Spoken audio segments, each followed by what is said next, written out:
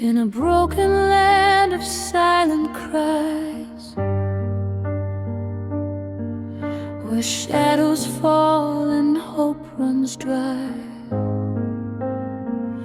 a child still dreams beneath the scars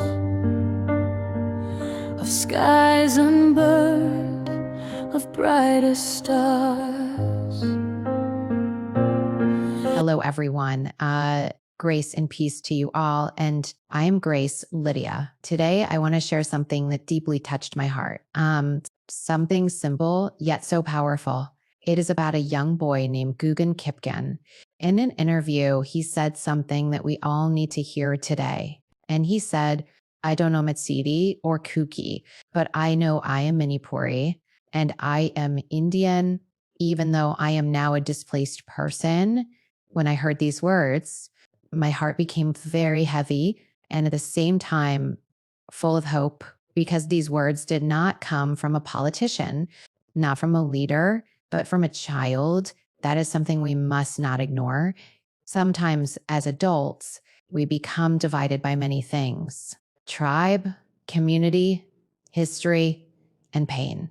But a child sees differently. A child does not see barriers. A child does not carry hatred. A child sees people and longs for peace. And today, through Guggen Kipken's words, and I believe God is reminding us of something very important.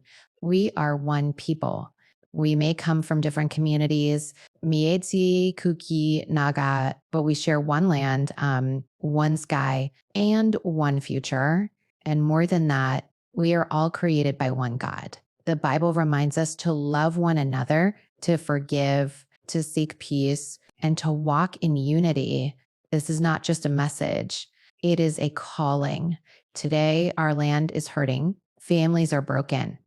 Many are displaced, and fear has entered many hearts. But even in this darkness, a child has spoken light.